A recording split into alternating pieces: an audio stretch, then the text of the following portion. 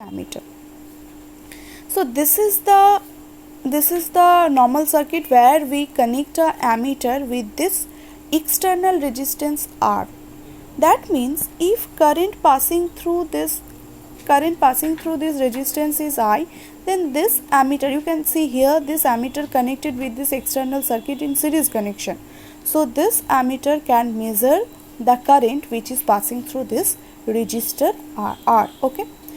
Just look at here, if we want to convert a ammeter into, that means if we want to convert a galvanometer into ammeter, then this is the conversion. That means if we connect a low resistance which is called shunt in series connection with a galvanometer, then this whole figure, just look at this dotted box, this whole figure converted or behaves like a ammeter. That means if we connect a low resistance in parallel connection with a galvanometer, then that galvanometer behaves like a ammeter. Okay. So this is the low resistance which is called shunt, and just look at here, if the current flow this circuit is I, then this I, that means Ig current passing through this galvanometer and Is current passing through this shunt, and we know about that Ig less than Is. Why? Because this resistance is very minimum, that means maximum current passing through this shunt. So value depends upon the value of shunt depends upon the range of the required ammeter and can be calculated as follows. So how to calculate this? G is the resistance of galvanometer, S is the resistance of shunt, Ig is the current passing through galvanometer, and Is is the current passing through shunt. So potential across galvanometer, here you can see here this galvanometer and the shunt are connected in parallel connection, right? So potential across galvanometer equals to potential across shunt. So that means Ig into G, which is potential across galvanometer, equals to potential across shunt, which is Is into S. So Ig into G equals to, we can replace Is in this form. I is the total current and Ig is the current passing through galvanometer into S. So Ig into G plus Ig into S equals to Is. So Ig into G plus S equals to Is, that means Ig by I equals to S by G plus S. So this is the form, and also we can find out the value of S. Just look at here, Ig into G equals to I minus Ig into S, that means S equals to Ig by I minus Ig into G. So this is the value of shunt. If the current Ig in the coil produces a full scale deflection, just look at here, this Ig current, if Ig current show full scale deflection of galvanometer, then with the shunt of the above value, the galvanometer will be an ammeter of range I to I ampere. Okay.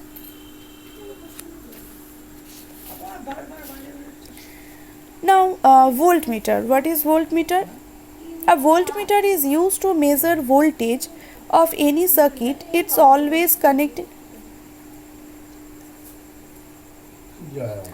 It always connected with a circuit in a parallel connection. By connecting a high resistance with a galvanometer in series connection, we made a voltmeter. So how to convert a galvanometer into voltmeter? If we connect a high resistance in series connection with a galvanometer, then the galvanometer converted into voltmeter. That means at that situation the galvanometer behaves like a voltmeter. Just look at here, conversion of galvanometer into voltmeter. So this is the figure when we know about that voltmeter always connected in parallel combination to measure voltage. So here we want to find out voltage across this external resistance R1. So here we have to connect this voltmeter in the parallel connection with this external circuit, right? So if we converted a galvanometer into voltmeter, then this is the figure. Just look at here. Here a galvanometer connected with a high resistance. R is the high resistance in series connection. So this galvanometer behaves like a voltmeter, and we can see here this whole figure connected in parallel connection with this external circuit. So this galvanometer can measure voltage across this R1 resistance, just behaves like a voltmeter. So how to find out this? The value of R depends upon the range of the required voltmeter and can be calculated as follows. G equals to resistance of galvanometer, Ig equals to current through galvanometer, and R is the high resistance. So equivalent resistance across A and B. So within A and B, equivalent resistance equals to what? G plus R, because galvanometer connected with this high resistance in series connection. So R dashed equals to, this is the equivalent resistance, G plus R. So potential difference across A and B is V. If suppose the potential difference across A and B is V, then V equals to Ig. Ig is the current passing through this, just look at here, and G plus R, because this is coming from Ohm's law, right? So Ig equals to V by G plus R. So G plus R equals to V by Ig. That means R equals to V by Ig minus G. So this is the magnitude or value of resistance R.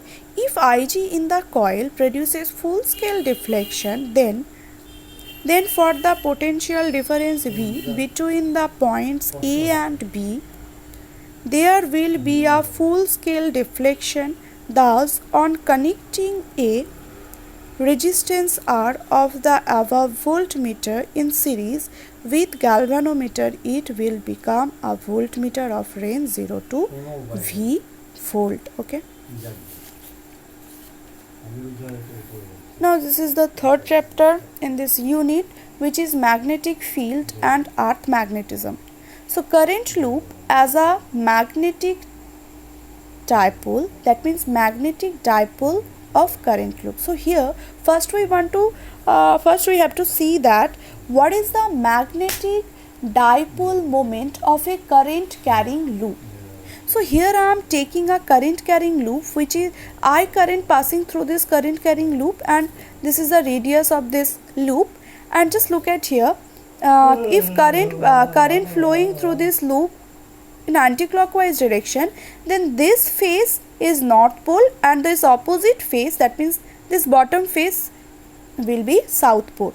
So that means the field lines looking like this, because we know field lines emerge from north pole and enters in the south pole, right? So this is the field lines which are generated around this loop. Here I am taking a bar magnet which is equivalent to this circular current carrying loop.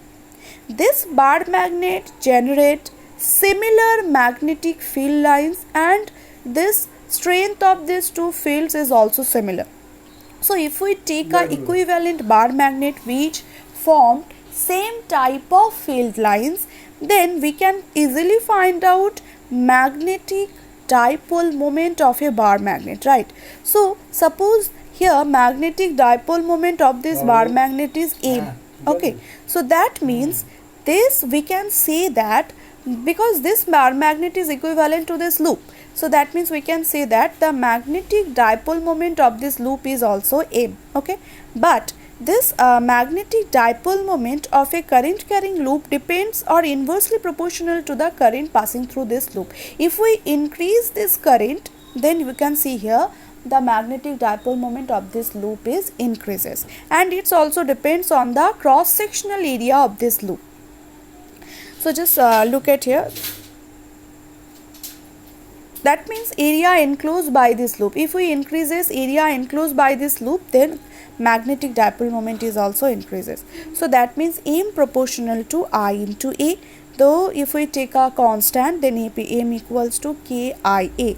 If I equals to 1 ampere, A equals to 1 meter square, then it's experimentally proved that M equals to 1 ampere into meter square. So from equation 1, if we put all these values in this equation, then we will get K equals to 1. In vector form, m vector equals to I into a vector. How to find out direction of magnetic dipole moment?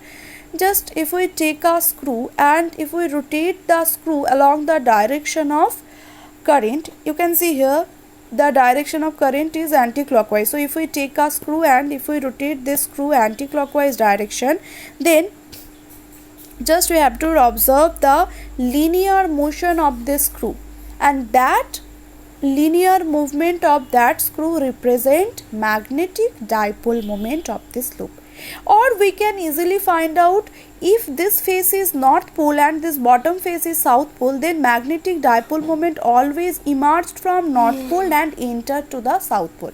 That means the direction of magnetic dipole moment always south pole to north pole. So that means here the direction of magnetic moment is along this side, because it's always emerged from north pole and entered to the south pole.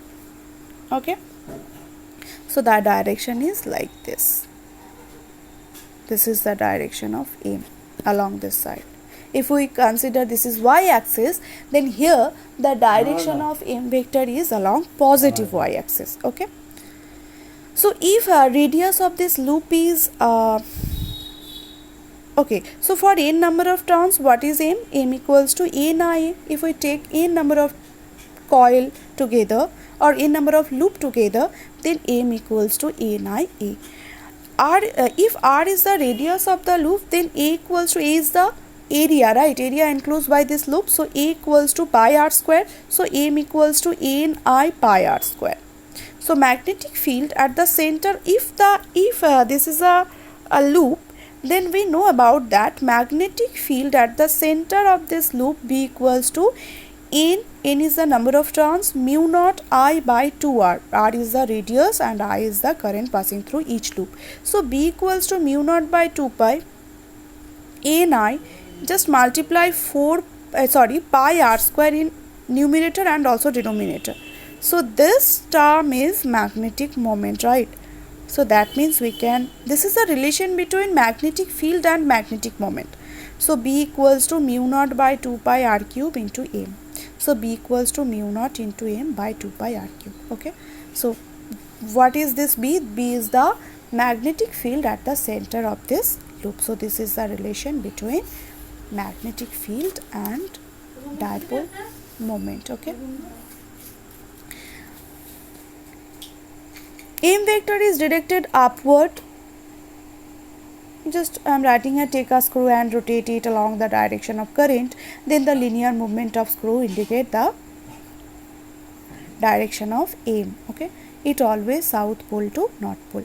Magnetic dipole moment of a revolving electron. If an electron revolve along a circular path, then we know that here magnetic dipole moment is also generated, because if any charge flow, then current generated at that place, right? Because current equals to flow of charge. So here a single electron flow along this circular path. Radius of this circular path is r and velocity of this electron is suppose v. Okay, so now M equals to mass of electron, T equals to, here I am assuming that capital E represent time period of this electron. That means the electron complete one revolution at time t. V equals to velocity of that electron. If we imagine a cross section ABCD, just look at here, if we imagine a cross section ABCD, then at here, then this electron passing through this cross section one times at time t, right? Electron passing through this cross section one times in time t. So in t time, only one electron passing through this cross section. That means current equals to what? Current equals to charge passing through any cross sectional area within 1 second, right?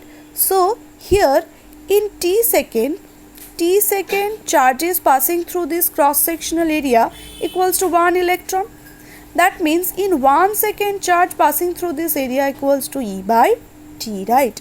So this is the current, E by T. Yeah. So I equals to E by T. here I equals to current. So we know T is the time period, right? And time period equals to 2 pi r by V. So I equals to EV by 2 pi r. Here A equals to pi r square. Okay. Here A equals to pi r square. What is A? A is the area enclosed by this circular loop. So the direction of m vector is downward. Here the direction of m vector is downward. Why? Because if this is the direction of electron, that means this is the direction of current. That means here the direction of current is clockwise. That means this face is south pole and this bottom face is north pole. And we know the magnetic dipole moment enters to south pole and emerge from north pole. So this is the direction of m vector, right? So this is the magnitude of m vector. The direction of m vector is downward. That means if we consider this is the y axis, then it's along the negative y axis. Okay. Angular momentum of electron J equals to mvr. We know about that. Angular momentum of any particle equals to mvr, and J is directed upward along the rotational axis. The direction of J is along this side because it's represent angular momentum of electron. So now if we divided this two equation 1 and equation 2, that means we will get m by J equals to EVR by 2 into mvr. That means after solving this we will get E by 2m.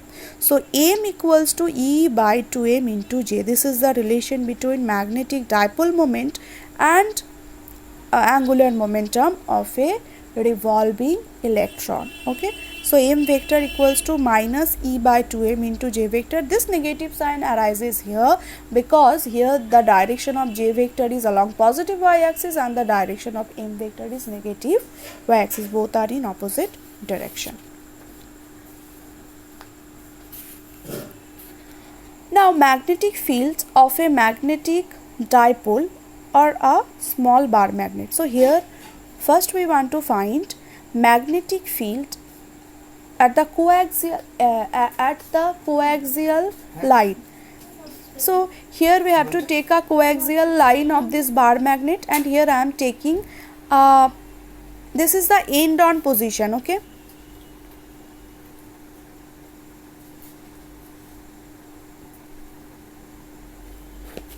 So this is the end on position. That means we have to take a point on the coaxial line of a bar magnet. So here I am taking P. So we have to find out net magnetic field at point P due to this bar magnet. So just look at here, the length of this bar magnet is 2L. This is the center of this bar magnet, and here I am assuming that strength of north pole is M and strength of south pole is also M. Okay.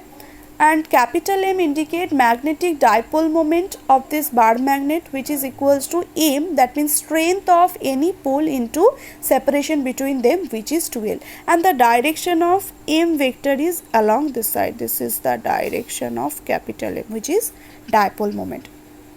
So magnetic field at P point due to north pole B1 equals to constant, which is mu naught by 4 pi into strength by distance between north pole and that point. So you can see here R is the distance between P point and the center of this bar magnet. This is R. So if this is R, then what is the distance between P point and north pole? So R minus L. So this distance is R minus L. So just look at here, R minus L whole square. So this is B1. B1 is the magnetic field at point P due to north pole. What about B2? B2 is the magnetic field at point P due to south pole. So constant, which is mu naught by 4 pi M by R plus L whole square. Okay. Because if this is R, then this is the distance between P point and south pole. So this is r plus l whole square. So net magnetic field at P, B equals to B1 minus B2. Just look at here, B1 is along this side because B1 is the magnetic field at point P due to North Pole, and we know about that magnetic field lines always emerge from North Pole. So this is the direction of B1, and we know about that magnetic field lines always enter in the South Pole. That's why B2 is along this side. And you can see here B1 greater than B2 because North Pole is near to P point compared to South Pole. So that's why B1 minus B2. So after solving this equation, we will get mu naught by 4 pi into 2 into m into 2l into r by r square minus l square whole square. So B equals to mu naught by 4 pi 2. This one is magnetic moment, strength into separation between them, which is capital M into r by r square minus l square whole square. So this is the net magnetic field at point P due to this bar magnet. In vector form, B vector equals to mu naught by 4 pi 2 m vector r by r square minus l square whole square, right?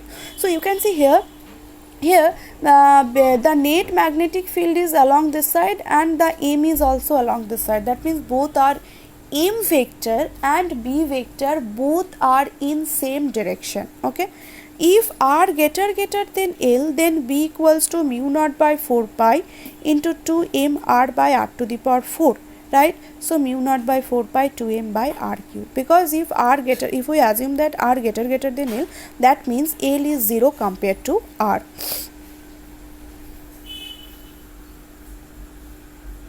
Next we want to discuss about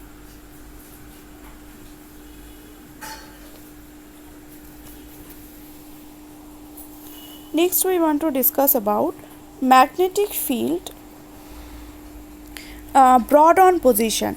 So brought on position means we have to take a plane, or we can assume that a line which is passing through the center and which makes 90-degree angle with the coaxial line of this bar magnet. So just look at here, this line passing through center and this line makes a 90-degree angle with the coaxial line of this bar magnet. So this line is called broadside. And we have to take a point P, and here we want to find net magnetic field at point P due to this bar magnet. So just look at here, this is the center of this bar magnet. That means this one is L and this is the R. Okay, that means P point placed at r distance from the center of this bar magnet. So what is this side? This side equals to root over r square plus l square, and this side is also root over r square plus l square, because this triangle is a isosceles triangle. So these two sides are, that means SP equals to NP, right? And both are root over r square plus l square. So first we want to find magnetic field at point P due to North Pole, which is B1, and the direction of B1 is along this side.